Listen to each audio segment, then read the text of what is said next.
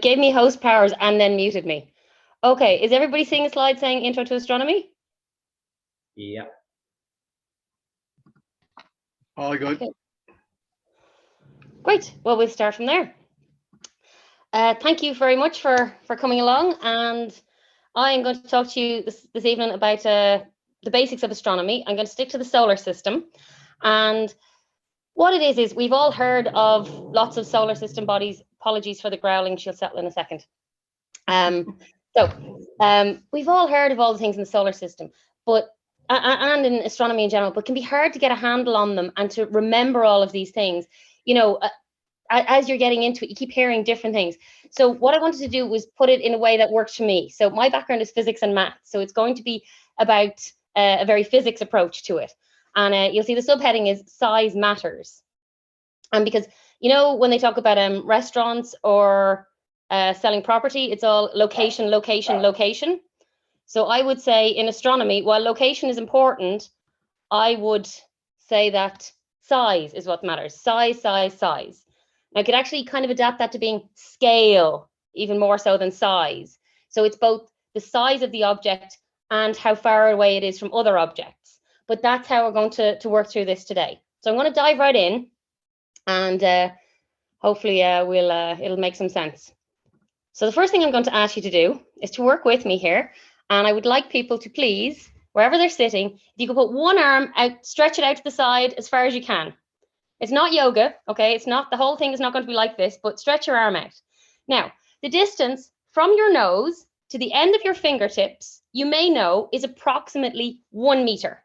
Okay, so you can take your arm down, relax, but bear that distance in mind, that size. That's approximately 1 meter. Okay, and we're going to work from there.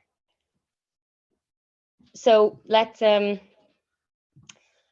what do we have that's around that size? So the smallest thing I could find that was relevant, Chris, is the some of you will have heard of the Leviathan at Burr. So the Leviathan at Burr is a telescope built in the 1840s, and for around 80 years it was the largest telescope in the world, only replaced in the 1920s by Palomar in California.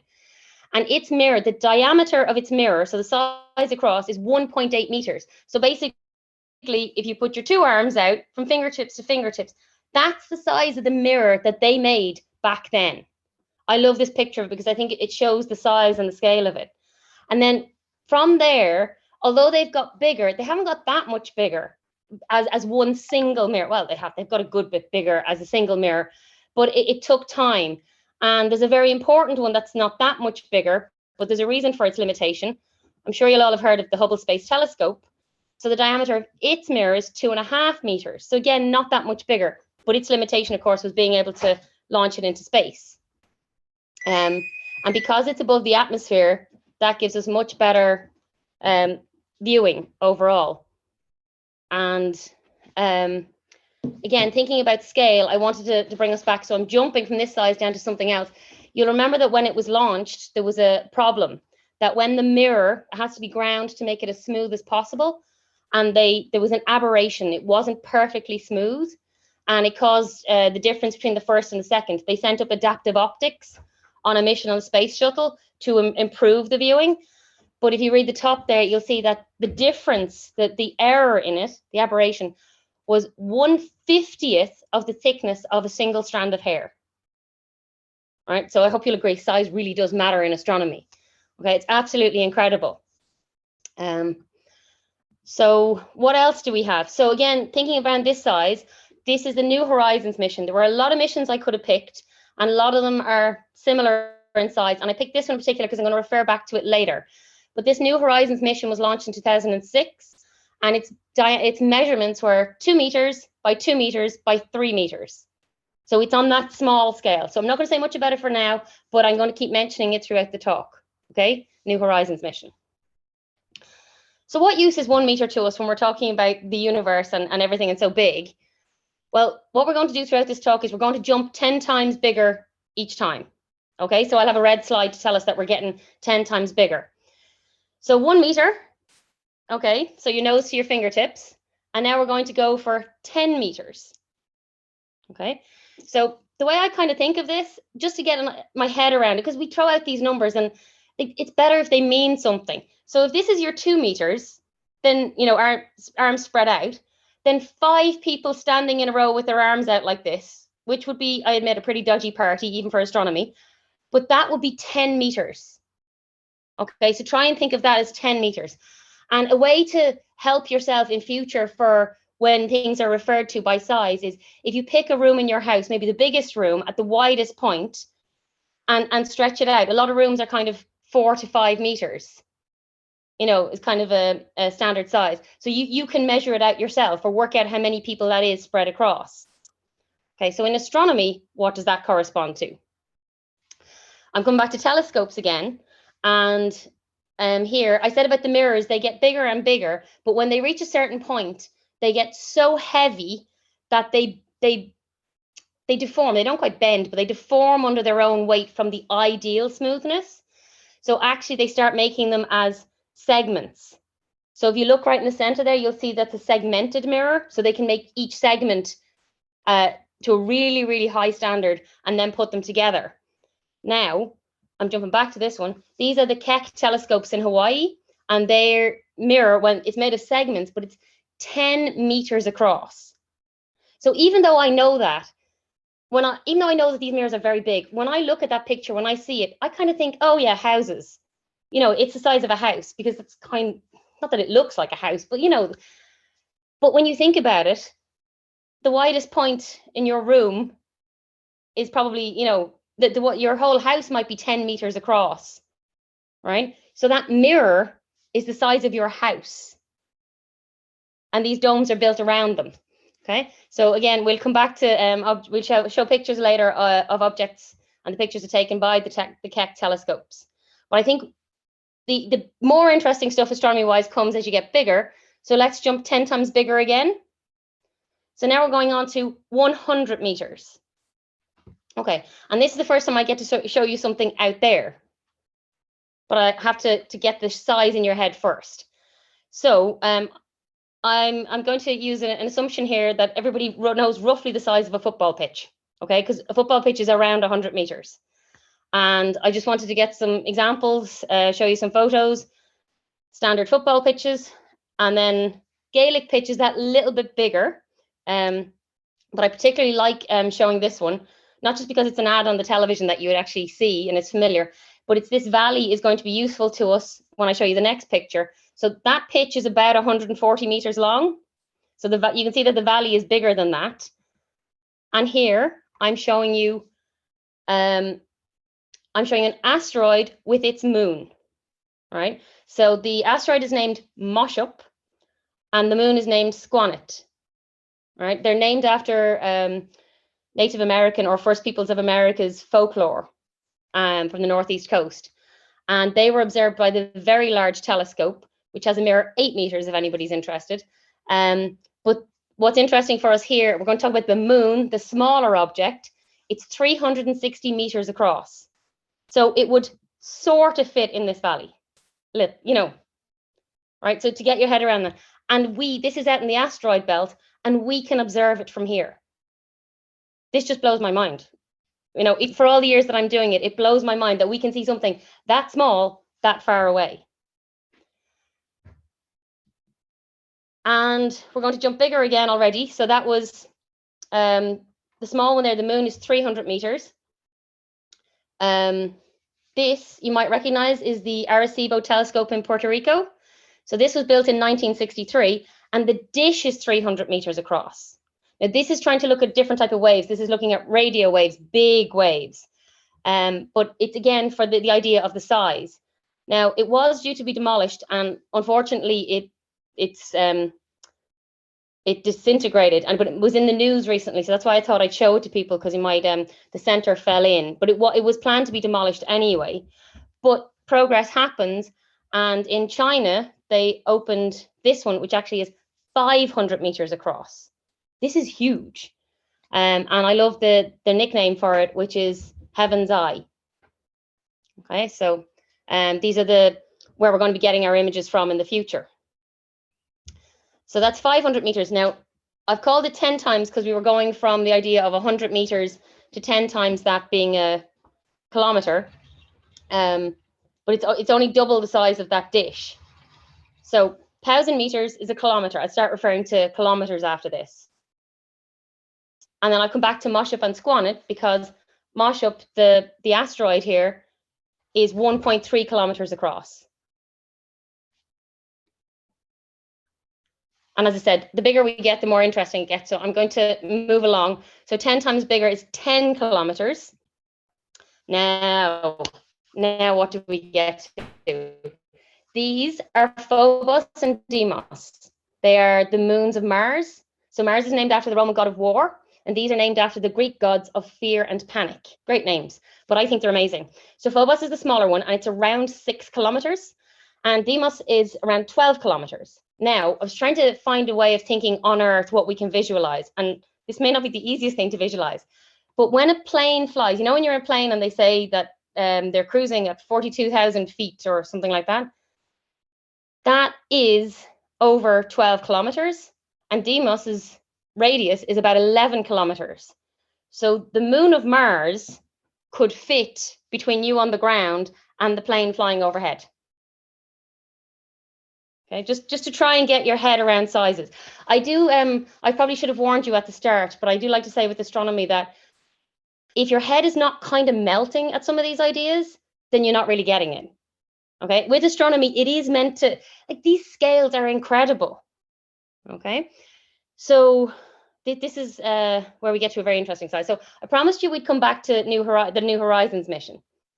So New Horizons was launched in 2006, and in 2015, it reached its target, which is Pluto.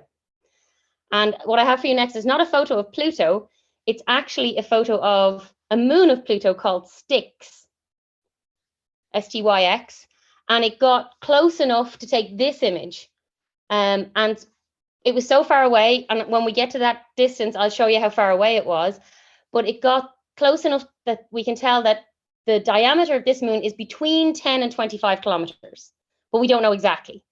And you may or may not be thinking, well, that's not a great image. Why is she showing this?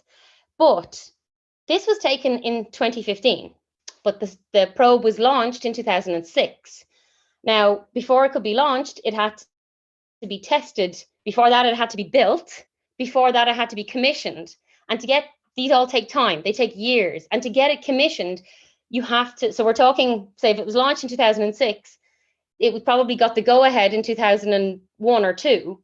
So at the point where they're proposing this mission, they have to use technology that's reliable, because you're going to be spending all that money to launch it and send it across the solar system. So this, even though it was taken in 2015, it's technology from the 90s. There's no doubt about that. Okay, so you always have to bear that in mind, that the longer ago something was launched, the older the technology on board is. So another one around this size. So we're still talking. So we've had Phobos and Deimos around Mars, and we've had Styx around Pluto. Now this is an artist's impression, but this is a neutron star. So you may remember that if a star is 5 to 8 times bigger than our sun, then at the end of its life, it will explode in a supernova explosion, which gets rid of some of its mass, but what's left will collapse into either a neutron star or a black hole. If it's big enough, it's a black hole. So if it collapses into a neutron star, you have a lot of mass into a very small space, which happens to be around 20 kilometers across, 10 to 20 kilometers across, this small size. So it's very, very dense. It's the same material, but the physics of it, it's packed in very, very tightly. There's no longer fusion going on in its core to keep it large. So the same amount of mass collapse into a very, very small space. And they usually spin very fast. And you can have jets going off. And this is where we get magnetars and things like that. Okay, I don't want to tail off too much. I can answer questions on that later if people are interested. And still at this very, very interesting size of 10-ish kilometers, this order of magnitude. And this is a picture of Comet Hale-Bopp from the 90s. And Comet Hale-Bopp was about 30 kilometers across. Not the tails, just the head of the comet. So you have to think that all of these things are this small size. And to really throw a spanner in the works, this is the Very Large Array. And these radio telescopes, these are movable. So instead of having a giant dish like Arecibo or the one in China, Heaven's Eye, these are smaller ones, but they're movable on railway tracks. And they are actually 36 kilometers across. Okay, I know it's quite hard to visualize, but you will see them they use them in movies and they show pictures of them at times because they're very photogenic. Like a lot of things in astronomy, actually. So hopefully you're ready to go 10 times bigger again. So we were on 10 kilometers. We're going up to 100 kilometers. And these photos may look very sedate because I'm again struggling for something that you can associate with. Now, I don't know if these are the easiest things to associate with. The picture on the right-hand side is the Royal Canal near my house. The canals in Ireland are around 100 kilometers long. It's a bit longer than 100 kilometers long. The other thing is that the picture on the left is the Grand Canal at Tullamore. And because the last time I gave a talk for the Midlands Astronomy Club, it was in Tullamore. I thought I'd use Tullamore as my central point. And Tullamore to Dublin is roughly 100 kilometers. Tullamore to Galway, for people who are based elsewhere, is roughly 100 kilometers. So if you get that kind of idea in your head. So astronomy-wise, what do we see that is 100 kilometers? This is the International Space Station. So the International Space Station orbits above 100 kilometers, where the air is too thin to provide enough lift for normal aircraft. And it orbits very fast. It has a 90-minute orbit, and the orbit is about 350 kilometers above the surface of the Earth. So I liked this diagram of it because I think this shows a little bit why sometimes it's overhead. You'll see a few passes, and then it's not overhead for another while. And as for an astronomical object, Mimas, this is one of the moons of Saturn with the giant crater on it. It's very recognizable. It has a diameter of 400 kilometers. Okay. And moving on from there, we go 10 times bigger again. So now we're on to 1,000 kilometers. So I wanted to do something here for those who are interested in maths. So I've kept counting up the meters. It's 10 times bigger each time. So it's 1,000,000 meters corresponds to a kilometer. But when we have 1,000,000, we have 6 zeros, and we often write it using notation like this, 10 with a small 6. And you will see that in astronomy, depending on what books that you or websites that you look up that you're interested in. So this is where it starts to get, I keep saying that it starts to get interesting. It's astronomy. It is interesting. But this is one of my favorite pictures. So what do we have here? The top row all have a diameter less than 1,000 kilometers. The bottom row, they're all bigger than 1,000 kilometers. So along the top, you see they're all moons of the large planets, except one. So there's Mimas that we talked about a minute ago. So that's around 400 kilometers. That's the second one across. So if you keep working your way across, you see them getting bigger. There's Charon, which is a moon of Pluto, almost a binary planet with Pluto. And then for the lower line, they're all above 1,000 kilometers. So it starts at Pluto, and then you have some moons. So Europa, Io, Ganymede, and Callisto, they're all the Galilean, the big moons of Jupiter.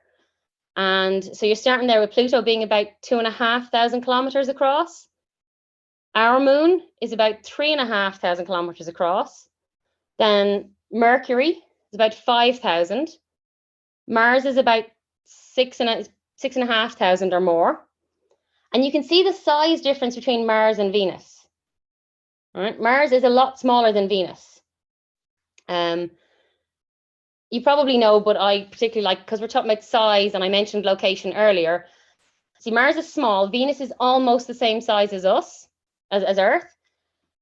Venus being nearer to the sun is warmer, and Mars is further away, so colder. But if you swap them over, they might both be habitable, because Mars will be nearer and be heated up. And Venus, the reason it's so hot, and remember, it's hotter than Mercury, even though Mercury is closer to the sun, because of the gases contained in its atmosphere. So it has the runaway greenhouse effect, right? There's a lot of, it's not carbon dioxide so much as sulfur dioxide. So it has these large clouds. It's why it looks so beautiful in the sky, right? It reflects a lot of the sun's light towards us. So it's this shining white light. But the surface itself underneath is it's a lot of sulfur dioxide. The temperature is melts metals. It's extremely high because what happens is the sun's rays penetrate the cloud. Well, it absorbs energy from the sun and then it re-emits heat, but the clouds trap that heat and the heat doesn't escape, so it gets hotter and hotter. So it's called a runaway greenhouse effect. It does what your greenhouse does, it just does it very, very efficiently. So much for the name for being the goddess of love, because the first missions that were sent there couldn't cope with the atmosphere, with the intense pressure and the heat. And it rains all the time, but the rain doesn't, it evaporates before it hits the ground, which is a good thing, I suppose, because it's acid rain, because it's so sulfur dioxide. Oh, and presumably it smells like rotten eggs, but we don't know. So yes, so up to Mars, we're talking less than 10,000. So we started at 1,000 kilometers. We're talking less than 10,000 kilometers across. So we're going to do our jump again. So when we get on to 10,000 kilometers, we're talking 10 to the 7. And we have, I'll jump back to the other one in a second.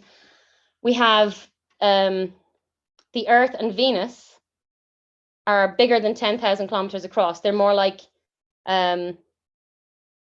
Earth is over 12,500 kilometers across. Okay. So in terms of distances, trying to think of examples for you. Because the Earth's surface is curved, if you flew from Ireland around to Australia, that's over 12,000 kilometers, because you've got to go around the curvature of the Earth. So that's about 15 to 17,000 kilometers. Not sure that's an easy thing to visualize. While we're here, I'd like to show this one, another artist's impression. But earlier I mentioned that if a star is 5 to 8 times bigger than our sun, it will explode in a supernova and become a neutron star or a black hole. But our sun is not. Our sun is the one solar mass. And at the end of its life, it will expand as a red giant star, and then it will collapse. Because the neutron star and black hole have a lot of mass, so the gravity is very, very strong. The gravity of our sun, it will be strong, but it will only reduce it to being a white dwarf star. And that white dwarf star will be about the size of the Earth. So it's a long time in the future, but this is what will happen at the end of our sun's life. And I will refer back to this in later on again, but the end of the end of our sun's life. And the other thing I wanted to mention here is I showed the New Horizons space probe, and we looked at Styx, which was the moon of Pluto. And I said it was taken from a big distance, and that distance is about 12,500 kilometers. So about the diameter of the Earth. So do you remember it was a blurred image, and I said it was 90s equipment, but also it was far away. It was from the other side of the Earth that image was taken. So we're going to jump again. So I think this is a good diagram. There's a good picture to show you the relative sizes. So you can see Mars down here on the bottom, the small, Mercury, then Mars is the next size up. Venus is the bright one, beautiful, and our marbled ball is the Earth. And then the giant planets, the gas giants, you can see that Neptune and Uranus are much smaller really than Saturn and Jupiter. I think sometimes when we focus on showing their positions, the ordering out from the sun, we often lose the relative sizes, and that's so important to how they interact with things. So we were talking things around 10,000 kilometers across, like the diameter of our planet. So we go 10 times bigger, we're talking 100,000 kilometers. So where are we on 100,000 kilometers? Well, Neptune and Uranus, the blue balls here, are about 50 to 60,000 kilometers across, right? But Saturn and Jupiter are over 100,000 kilometers across. So they're 10 times the size of the Earth, right? And it's the diameter that's 10 times the size of the Earth. So in terms of a ball, that is really, really a lot of mass. So 100,000 kilometers across. And again, I start with Saturn rather than Jupiter, even though Jupiter is closer to the sun, because I'm trying to get away from the thinking in terms of position. I love this photograph. This was taken by Cassini, and it's an unusual shot of Saturn.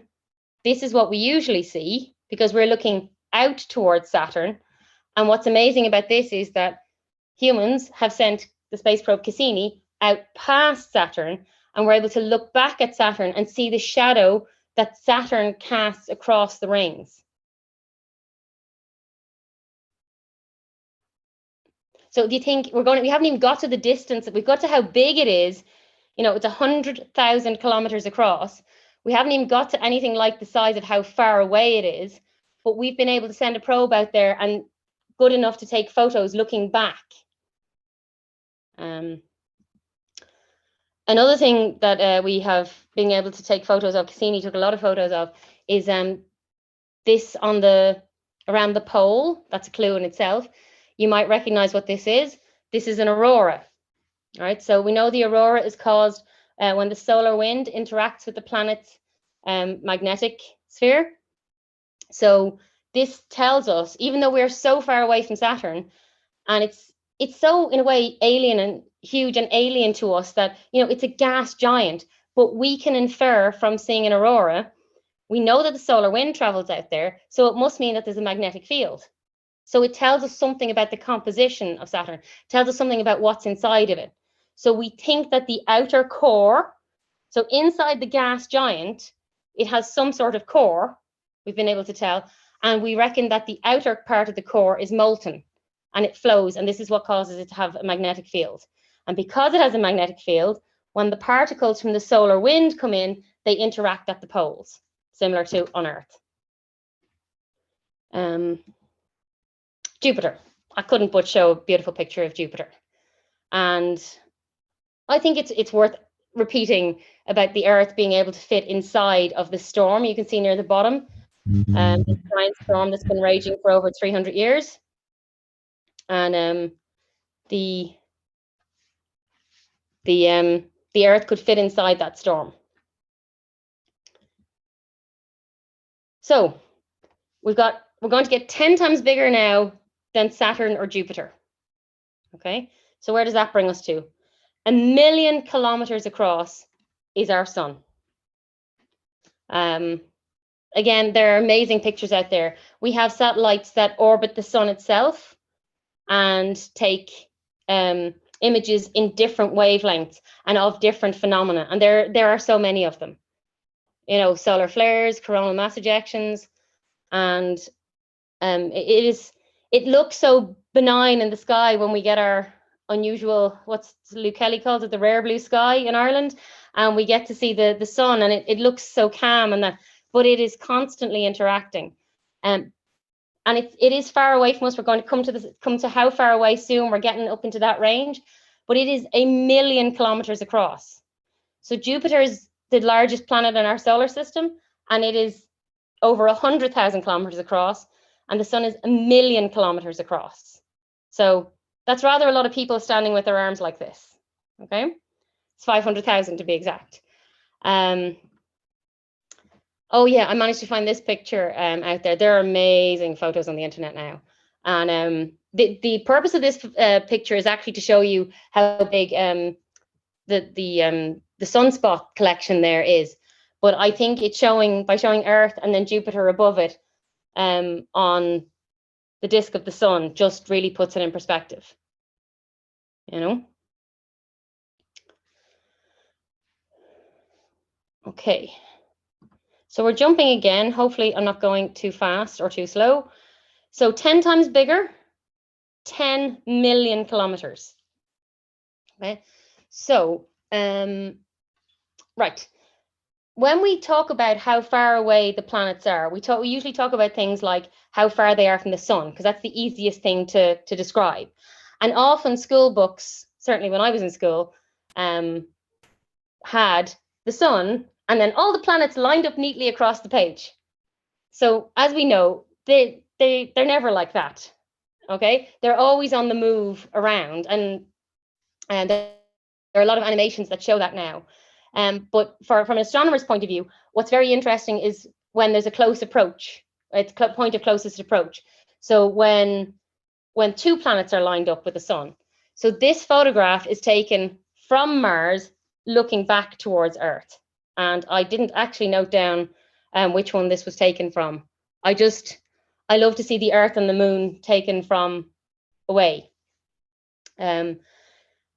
So what I give here is, I was trying to find things around 10 million kilometers. Now it's actually 55 million kilometers. So the distance from the Earth to Mars is 55 million kilometers. Okay. Now that tells us something about the distance from the Earth to the Sun, because Mars is actually quite near us. But the diagrams aren't always accurate enough to give you a great idea of that. We're going to jump to 10 times bigger again, to the 100 million kilometers, because this is where we can start to examine that. So in this diagram, we have the sun at the center. We have an orangey red circle showing the orbit of Mercury, looking quite circular. Then we have the yellow orbit showing Venus at another position, again, looking quite circular. And then we have the blue orbit. So all these orbits are elliptical, but they look quite circular, except Mars. That's a bit more obvious at Mars. So the blue circle is Earth's orbit around the sun. And this is about 150 million kilometers. I'm fudging a little bit because the 100,000 was easier to do. It's about 150 million kilometers. And being astrophysicists, what we like to do is we'll give it another name. And we haven't even got to parsecs and everything else yet, but this is very astrophysics. It's like, it needs another name. I mean, a lot of them have historical reasons, because they didn't have other ways of measuring things, or they were measuring relative to other things. But we call this distance, the Earth-Sun distance, 1 astronomical unit. And it corresponds to 150 million kilometers, and it's 8.3 light minutes. So if something happened to the sun, we wouldn't know about it for 8.3 minutes, because that's how long it takes the light to get to us. And while we're here, what I'd like you to look at is the distance then from Earth to Mars. So you can see that as they both orbit at different speeds, so the Earth takes a year to go around the sun, Mars takes approximately 2 of our years to go around the sun, you can see that at times Mars will be quite far away from us, but the closest approach can be quite close. And so Mars, its orbit is, that we have to make an approximation, but it's approximately 1.5 astronomical units. Okay. So I like to give these diagrams a little bit of time for the information to sink in. And the other thing I like is that, so the orbit of Earth looks very circular here. It is elliptical, slightly elliptical. And the point that Earth is closer to the sun in the orbit rather than further away corresponds to northern hemisphere winter. So people like to, people, non-astrophysicists sometimes get mixed up on that and think that the temperatures are to do with how close we are to the sun. Our orbit is almost circular, so that's not it. It's more to do with the location of our land masses and the currents in the sea and so on. Right, so we've had a bit of time to absorb that one. That's 100 million kilometers. We're going 10 times bigger again. So we're on to 1 billion kilometers. And this is, we're on 10 to the 12 now, if you're talking about meters. So as we had before, where we showed how small the Earth and Venus are relative to the giant planets, now we get to see that our sun is small relative to the giant stars. So our sun is that tiny, tiny yellow dot there. And we have Betelgeuse here. So Betelgeuse being in the constellation of Orion, and it is a red supergiant star. And it is very large. Just yep. So, yeah, so 1 billion kilometers. If it was placed where the sun is, it would reach out to being about the orbit of Jupiter, slightly past the orbit of Jupiter, right? Because and it's the first star that was ever imaged beyond, other than our own sun. It was the first star that was ever imaged. Normally, even with the best telescopes, what we see with stars, they're so far away, is a point of light. They just look like dots. But to get an image, an actual disk, this is the first one done because it is a supergiant. It's so big. And then interestingly, in January 2019 and December 2019, the two images of it look different. So then the question is something going to happen? Because it being a red supergiant is a sign that it's a giant star, much bigger than our sun. So we expect it to explode in a supernova explosion. So the question is, is this a sign that something's going to happen? But then, of course, because of the huge distances involved, the question is, the fact is, if we saw it explode as a supernova explosion, it's actually happened however many years ago, corresponding to how many light years it is away. So it may have already exploded as a supernova, and we will not find out in our lifetime. You know, it takes that long for the light to travel to here. But it is incredible to say that we can now image the surface of another star. So we're nearly there. Thank you for bearing with me.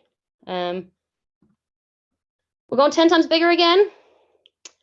So this diagram is not perfect. I feel obliged to clarify that from the start. The planets are in the right order. We're going to overlook the fact that they're in a line. That's actually not what I was complaining about, but they've done the thing where they're all in a line. What I like here is that it's of a good size for us to see. The purpose of it showing what it's trying to show here is that a lot of our comets don't orbit it right. So even though the planets do not line up in a straight line as they go around the sun, they do orbit in a disk, like a CD, as if they were lying flat on a CD. But the comets and Pluto, as you'll see in the next diagram, order at an angle. Okay, so that's an interesting thing for them to show. You can see the asteroid belt in there. We talked about Moshap and Squannet earlier on. They're in the asteroid belt between Mars and Jupiter there, between the yellow and the green orbits. And was there something else I wanted to show here? Oh yes, this idea that, so this billion kilometers, a billion kilometers would take us out to past the orbit of Jupiter. So Jupiter has the green orbit here. So a billion kilometers from the sun outward, a billion kilometers across would take us across the green orbit. And if you placed Betelgeuse where the sun is, it's a billion kilometers across. So it would fill that whole space, the whole sphere. Now we're going to go from here, and on the next diagram, everything inside Saturn is going to be shrunk right down. So if you have one more look at this diagram and look at the light blue line, the light blue orbit there is Saturn's orbit. So in the next diagram, everything inside that orbit is just going to appear like a dot. Okay, so we're getting 10 times bigger. We're jumping to 10 billion kilometers. So what was the light blue orbit is now green orbit, is now Saturn's orbit. Okay, and then you have the other outer planets. The yellow one there is Pluto. You can see it being at the angle. And this diagram is showing us the space probes that have been launched from Earth and how far away they are from Earth. Okay, so you have Pioneer 10 and 11, you have Voyager 1 and 2, and you have New Horizons that we mentioned earlier. So Voyager at the moment is about 19 billion kilometers away. So 1 billion kilometers gets you to the orbit of Jupiter. So it's about 19 billion kilometers away. None of them headed straight out because they all had a purpose to go and visit one or more planets. Some of them used the inner planets as slingshots to head out to the outer planets on the right path. and they wanted to do flybys or close passes or orbit planets and take good images there. So they didn't leave Earth and head straight out. So the path they're on now depends on the last solar system body that they visited. And they're heading out. So Voyager 2 is the furthest away at the moment, but New Horizons is traveling much faster. And so it is heading out there. And now I'm not getting 10 times bigger here. I want to show you something different. This picture is to show you what's there in a size that you can actually see. And it's like when we show the planets and we show them all bunched together, even though they're not. It's to try and get you to see them all together. All of this on the next diagram is inside that square. It's quite faint. Can you see a square in the center of that? You can see the orbits and a square. I'm sorry for the faintness. This is a screen grab from Powers of 10 video made by Carl Sagan and others. It's on YouTube. I highly recommend it. The voice is a bit drony, but it's well worth it.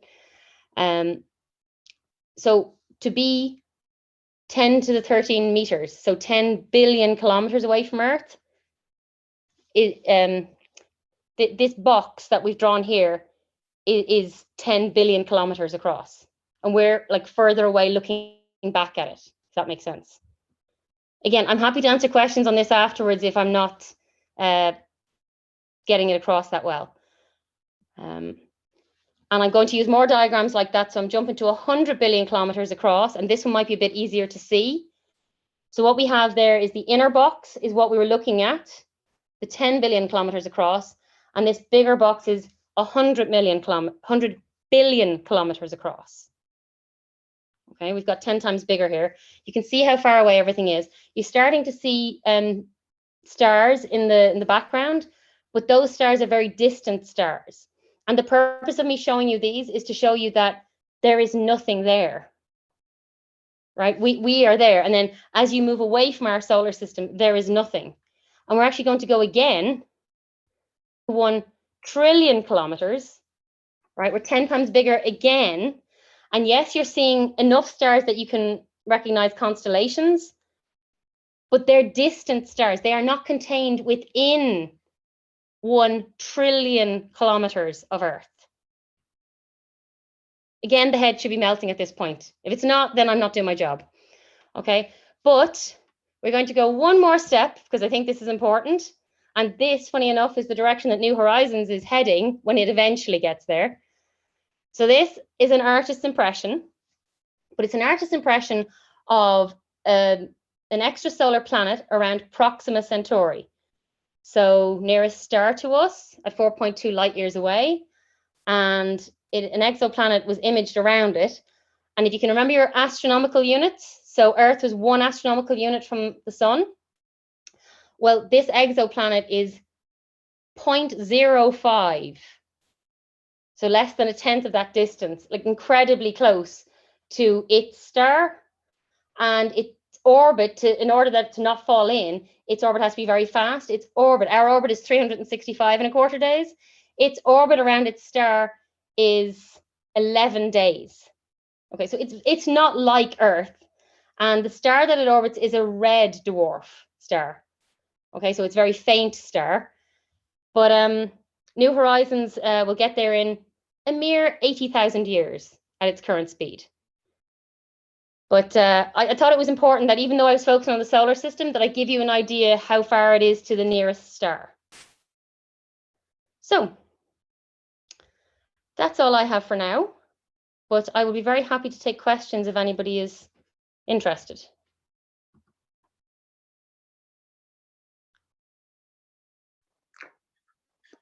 Do you want us to type questions or just say them?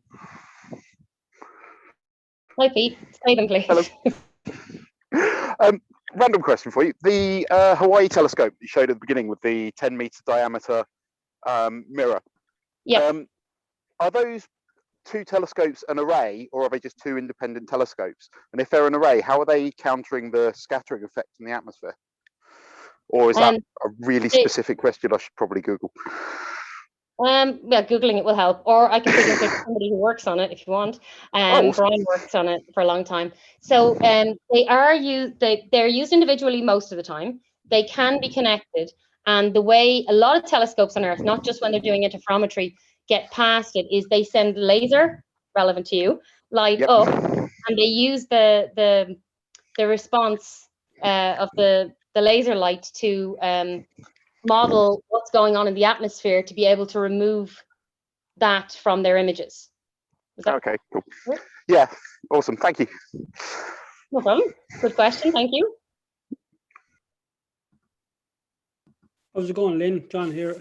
Just a silly maybe question in a way, like, but what you were saying about Betelgeuse there potentially could be, you know, exploding or whatever could be going on. We won't know about for a long time.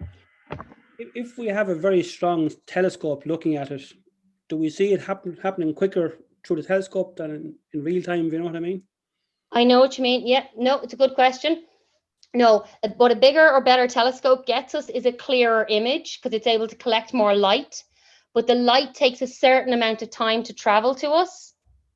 So we can only see if it's 20 light years away, then if something happens, we will see the light from there 20 years later because that's light travels at a set speed and that's how long we call it light years as a distance, but it also tells us what it tells us is the time it will take light to get here. That's great. Thanks. I hope that makes some sense. Anybody else? Here's the question, John Nooney. Why are the Chinese building this huge, big radio telescope? And the Americans are people that can build these radio dishes miles apart, much bigger altogether. Why is the need for that Chinese telescope? And do you mean like to do one in the dish shape? Yeah. Large dish as opposed to... Why make it at all when we can make these telescopes, radio telescopes, and separate them miles apart and get high resolution and all that sort of stuff? It's a good question.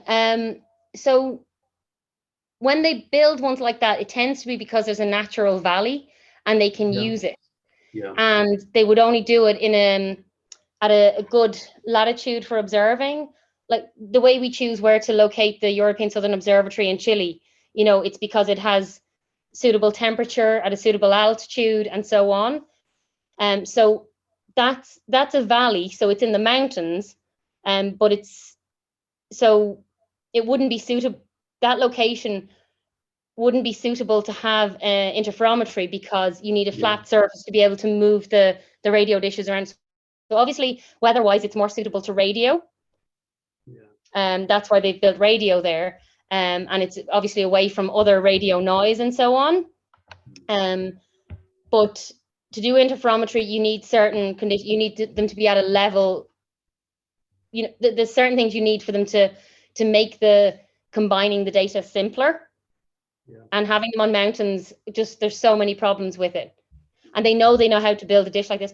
And it may be a little bit of a prestige project as well, because it does look incredible. And if you have your students coming through in the universities, you want to have something. So that's the biggest, you know, you want to have something for them to work on. You don't want them being poached by the other countries. Like the Americans have a lot of scholarships for overseas students. Irish students go on them all the time to attract them elsewhere. So you want to have the big prestige installation in your own country. There's something like it'd be hard for them to outdo the Very Large Array, but instead they can build this giant radio dish. Another good question, actually. Thanks, John. Thank you. Welcome. Hello, Lynn. This is Ivan speaking. Unfortunately, my internet dropped out just as that question was being asked. I don't know if it has been highlighted, but there is a lecture on Chinese astronomy being given tomorrow night by the IAF, the Irish Astronomical Federation, by Brian Harvey. We had Brian at a Cosmos event here in Athlone some years ago talking about the Chinese space program. So he is extremely knowledgeable, and it's a question which he may well answer himself, talking about the developments that China is having in astronomy at the current time. So that's just a point of information. Thank you. That's brilliant. Yes, well worth when tuning into the IAF, and it's tomorrow night. Tomorrow night, correct. Maybe we can get a link for that. Can I ask just about the diagrams that you were giving there in terms of the measurements? Could you bring up the slide where you show the solar system with the concentric paths or circular orbits? And just in further, I think it's about 10 to the 14 or thereabouts. Yeah, okay. No, sorry, it must be 10 to the 11. So Oh, the other direction. 11 or 12, the other direction. Now that will actually do quite well. You talked about there, I think it was 1 billion kilometers. These circular paths here, the colored pathways, they are not a diameter of 1 billion kilometers. It's simply the radius from the sun to the circle is 1 billion kilometers. Just in case some people were getting the idea that as you have the sun there in the center, that is something like Betelgeuse was planted in where the sun is, the actual distance would not actually reach the orbit of Jupiter, but it would be 500 million kilometers either side of the sun's position. Do you understand what I'm trying to say? Yeah, I didn't explain it well. What I was trying to say is that it would fit between the center of the sun and the orbit of Jupiter. Correct. Yes. I did not. Thank you. I did not explain that well, because what I was going people to misinterpret the diagram, that if Betelgeuse was put into this diagram, it would stretch out to the orbit from the center. Sorry, it was put in there where the sun is. The edge of it would be at the orbit of Jupiter or thereabouts.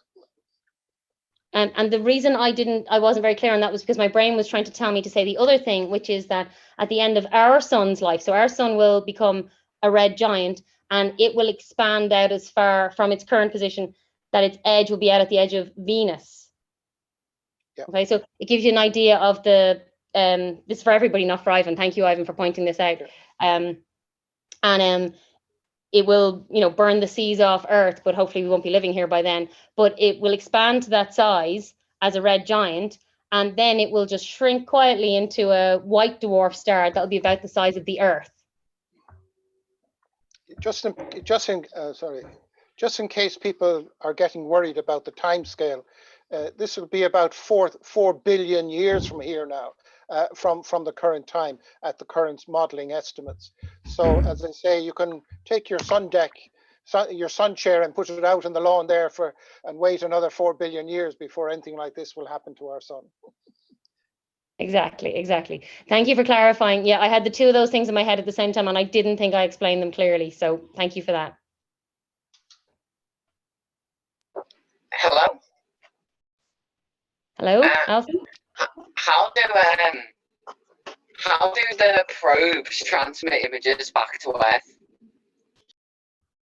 Sorry, you cut out. How is it? The space probes you're talking about? Yeah. How do they send the images back to Earth? They have transmitters on board. I mean, the rovers on Mars transmit to orbiting satellites of Mars that send data back. But anything like New Horizons or Voyager that are sent out, since their whole purpose is to take images and send them back, they have transmitters on board. Does that answer your question? Yes, thank you. Good, thank you.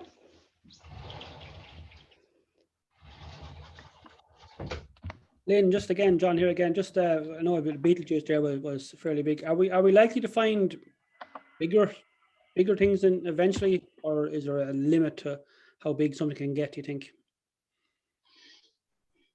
There will be a limit. There are some very, very large stars. We have diagrams where we Hertzsprung-Russell diagrams and that, where you look at the evolution of stars, and that would give you an idea of the biggest ones that have been found and the biggest ones you'd expect. We do believe that the first stars in the solar system were very, very large stars, because everything was a lot closer together when they were created. I don't know the answer to that. I think we've already found bigger, but we haven't been able to image them. They're not near enough for us to get a disk instead of a dot. Okay. Yeah. But they would exist, and I would expect there'd be a limit. I mean, it's about how big it gets is about the amount of mass inside of it, and the composition of that mass, and how it has gone over its lifespan. And now, because the universe is expanding, there's not as much material as close together. It'll depend on where it forms as well, and what's around it to make it massive enough. Okay, thanks, Lynn. No problem, John. Anyone else? Lynn, could I make a contribution to there? Yes, please. The largest known star in the universe is so massive that if you were in an aeroplane flying around its close to its surface at 500 kilometers per hour, it would take you 1,100 years just to complete one orbit. Yeah. So that's the kind of size you're talking about. If you want to do the distance around the sun, I'll leave you to do the mathematics on that yourself. 500 kilometers an hour is so many kilometers per day, so many kilometers per year, and multiply that by 1,100, and that will give you the final distance of the around the surface of this largest star. Other members of the astronomy club may well know the name of the star. I cannot remember it myself. I'd like to know what fuels that plane's running on. Nice one, Sean.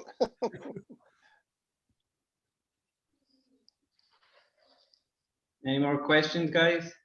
Just one more, Jason, if I can. Yeah. Hi, thanks for that lovely lecture. I thought I heard right that New Horizons is going to take 80,000 years to get out to Proxima Centauri. I might be wrong on that figure, but are there any other spacecraft in development, like solar sails or anything on that line that are in the pipeline, that we can send out spacecraft faster to Proxima Centauri? Like, if it's only 4 light years away, is there anything we're building at the moment that could get even near the speed of light, and we'd have some sort of in our lifetime communication with such, say, solar systems?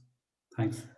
Okay, good question. There are kind of two things in there. So on the one hand, we can send things that can go faster. I'm going to come back to that in a second. We're not going to get anywhere near the speed of light, and we're not going in our lifetimes, unless there are massive changes in engineering that I don't know about, that I don't know anything about. I can't see it in our lifetimes.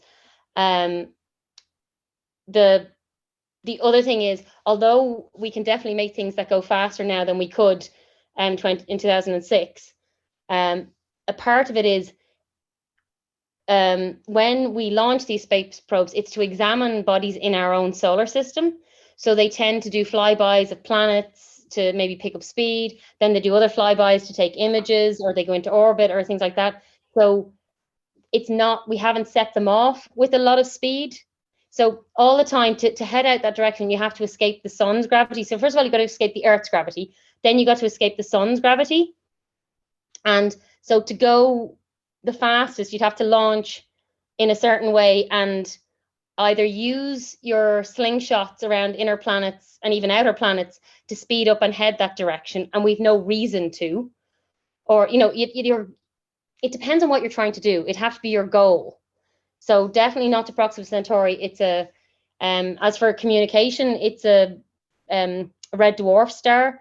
The exoplanet that we found is very close with a 11-day orbit. It's not of major interest to us, but also it is, I mean, we're talking 80,000 kilometers for something that is going very fast. I can't remember the speed. I think I have it written down somewhere, the speed that New Horizons is going.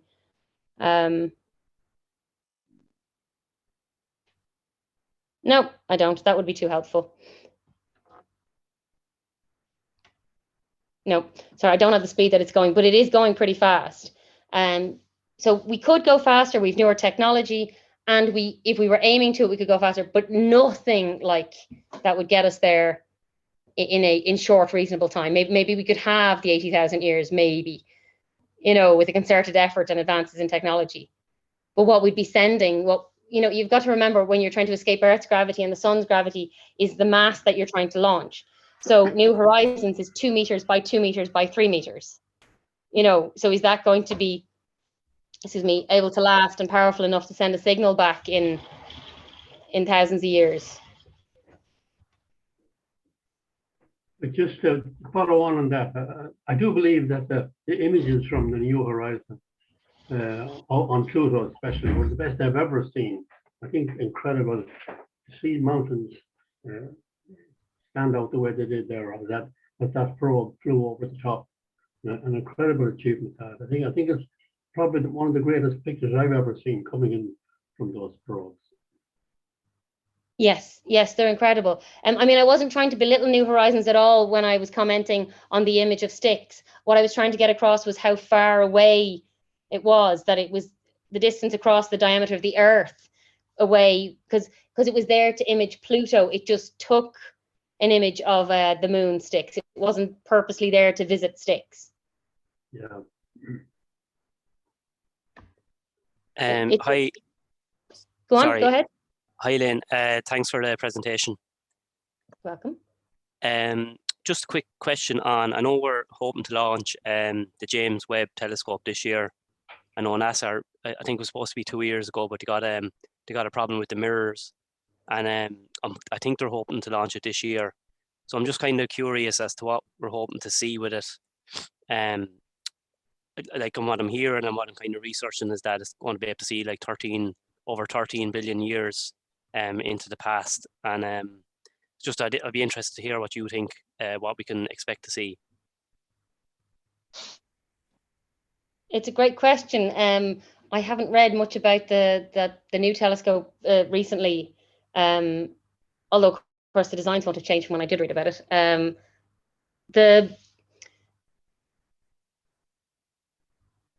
I suppose what I'd look forward to is the imaging of details being better.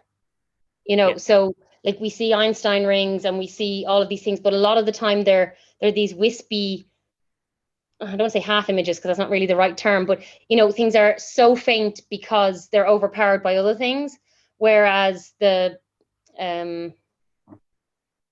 detectors on board are going to have the ability to distinguish a bit better, so between wavelengths. So I would hope that we'll be able to separate out images, so be able to focus in on something. Like we can't occult the star in between, and make a false eclipse for ourselves so that we can see say the Einstein rings and that, but maybe just through clever imaging we'll be able to look at these things. Okay, thank you. You're welcome.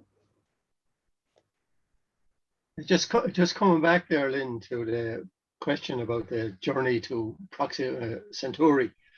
There is a project going on there called a Breakthrough Starshot, which they're aiming to construct, craft would be the wrong word, but device to get to up to about 1/5 the speed of light, and to get to Proxima in about 20 years. There's some serious money backing it, but it's not a spaceship as we would normally conceive of it. It'd be a micro or a nano spacecraft, or a fleet of them, which would be using laser to push a light sail and incrementally increase the speed. And it would be a burst of these small nano craft flying through the Proxima Centauri system.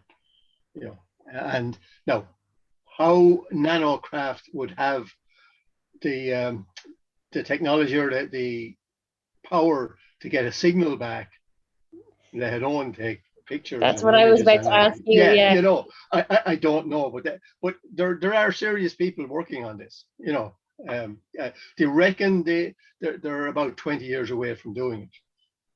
But if they do it, it would mean that they get some sort of information back within 5 years.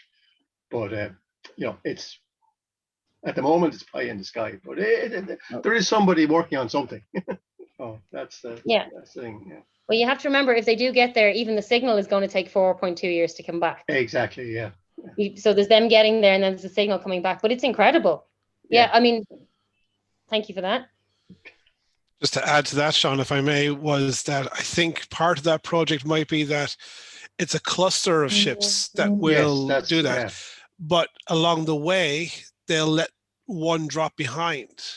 And by the time the last one has reached Proxima Centauri, you've got a relay going from one to the other to bounce back each signal, because obviously it'll be, you know, very, very, very weak. But I remember reading something about that to that project too, that they might allow these clusters to then disperse themselves certain distances apart. So then the signal will be boosted and relayed each time back to Earth. That would make sense, yeah, because yeah, I didn't look too much into it, but I couldn't conceive of how a nanocraft would have the power to get a signal back. You know, but if they do it like that, yeah, that would be a way of doing it. Okay, good one. I suppose just when you're generally talking about stuff like that, I know Lynn said earlier on about you know, Voyager and stuff like that. I think some of them were launched in 1977. I think, was it 77? The 70s, yeah. Yeah, and like I think the first mobile phone call only happened in 1973. iPhone didn't happen until 2007. So we're probably always going to be, whatever we send out is going to be a little bit behind straight away, isn't it? And technology wise, like. It has to be reliable before the proposal is accepted. Yeah. Which makes sense. I mean, it costs a lot of money, and it's a lot of combined effort of scientists and engineers and space teams to get it off the ground. You don't want to waste your opportunity. Yeah, but even just the way things are happening, like, I mean, if we send stuff out that takes 4 or 5 or 6 years to get somewhere, technology has moved on here so much that we're nearly going to be disappointed with some of the results that come back. Exactly. And that's why I think you have to like, I mean, the astronomical images are beautiful a lot of the time, but you really have to appreciate the kind of distances involved and the size and the scale of it to go, oh my God, we did that. Yeah, when last week or the last lecture we were talking about Mars, and if you think back to the 70s when the Viking probes landed on Mars, the technology on them was so primitive compared to today, yet they did incredible work, you know, and soft landed on the planet in 76, you know. And successfully, when so many other probes to Mars haven't. Yes, yeah.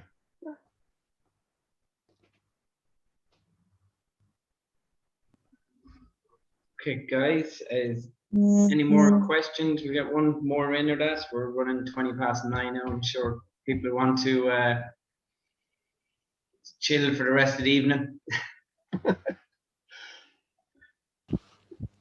Yeah, I think like everyone else, just like to say, it was very enjoyable lecture, Lynn.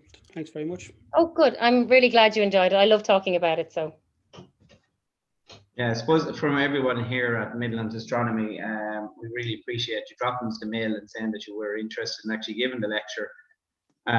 So it was brilliant talk and the whole lot. So it was looking at just the pictures or the text messages popping up on the screen there, you know, with people saying how much they enjoyed it and all that. Like, so it was really well.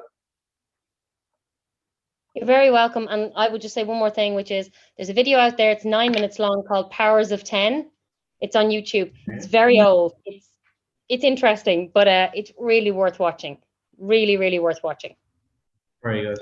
Very good. Thanks very much for your time. No problem at all. Thank you, Lynn. That was mind-blowing.